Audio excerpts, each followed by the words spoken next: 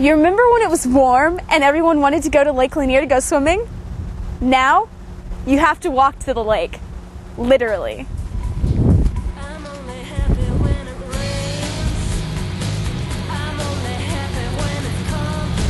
This is a problem.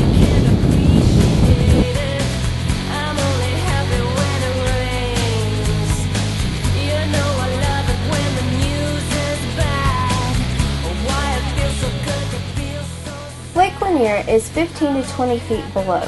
The water Atlanta uses comes from the confirmation pool. Right now we only have about 3 months left of this pool.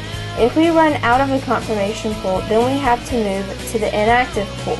If this happens, repiping and more water treatment will have to happen. If no one conserves water and there is no more rain, then we have a total of 9 months left of water.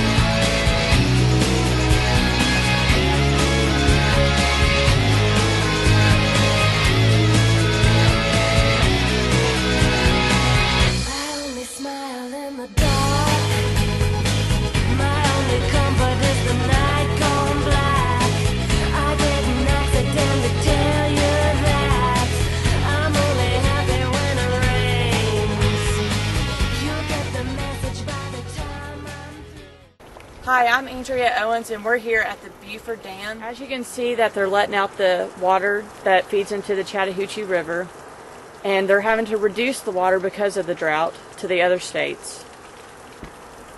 As you can see, the water levels are devastatingly low, which shows on the rocks, which are the darker color, and they're supposed, like, that's where the water's supposed to be.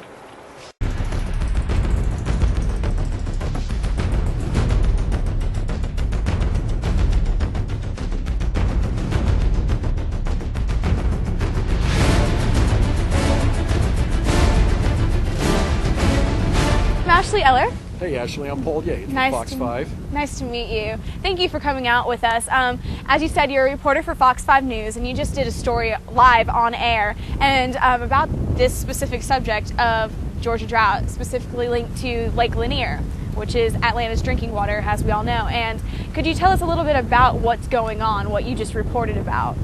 Well, the Army Corps of Engineers is continuing to release water from Buford Dam, a short distance from us here, in order to meet drinking water supply needs downstream.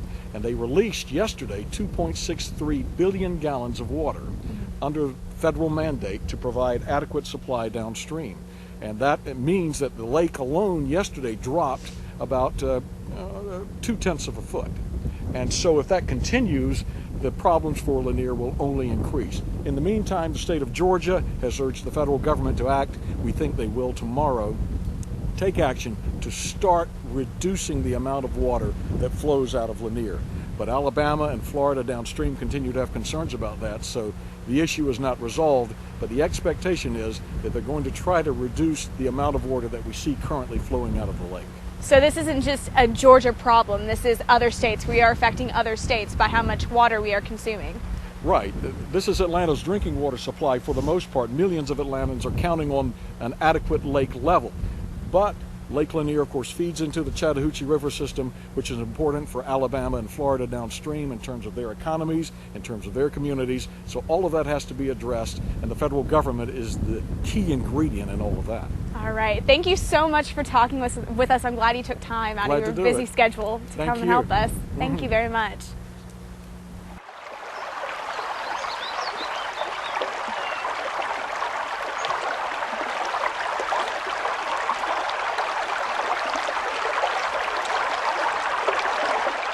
Another way of conserving water is when you're changing your fish tank to use that water for your plants.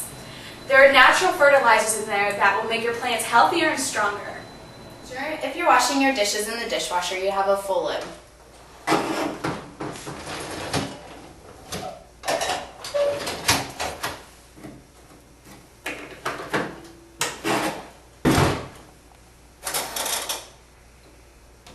Make sure if you're washing your dishes in the sink, you turn your water off while you're scrubbing them. You can use the water that you collect in the sink and put it into a bucket to use later on. If you need to thaw food, you can always put it in the refrigerator, or if you need to, plug up the sink and have it thaw in that water. When you rinse produce, collect it in the sink so that you can use it later on to water houseplants. If you're eating something like a sandwich, use a paper plate. This way you don't have to use the water to wash the plate, and you can also recycle.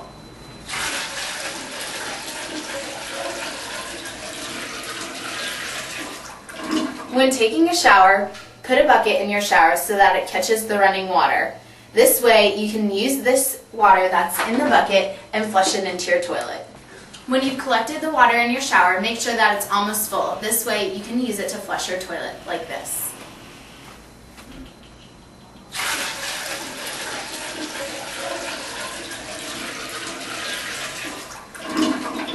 Some other things you can do to help save water is, bathe your young children in the bathtub together. Also, when you take a bath, plug the tub up first and then start filling it up with water. You can wash your face and you can brush your teeth while you're in the shower. That helps save water and time. And one more thing that you can also do is reuse your towels. When you get out of the shower, you should be clean, so it's not like you're going to be using a dirty towel the next day. Use them for a few days and then wash them.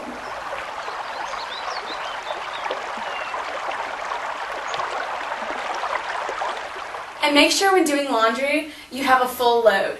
You don't want to put a small load on large. You're just wasting water that way. Try to save.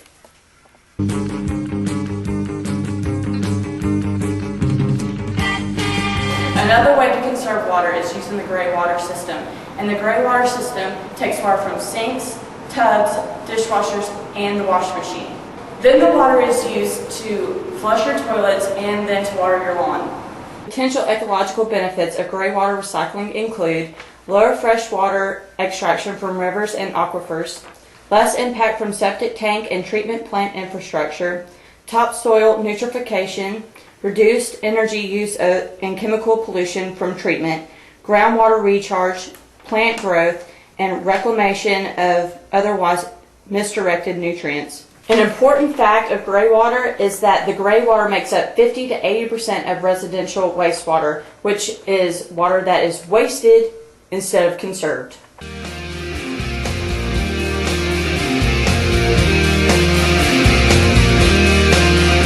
Well, I wonder what it's like to be the rainmaker. I wonder what it's like to know that I made the rain. I'd store it in boxes with little yellow tags on every one, and you could come and see that when I'm done, when I'm done. I wonder what it's like to be a superhero. I wonder where I'd go if I could fly around downtown, yeah. From some other planet I'd get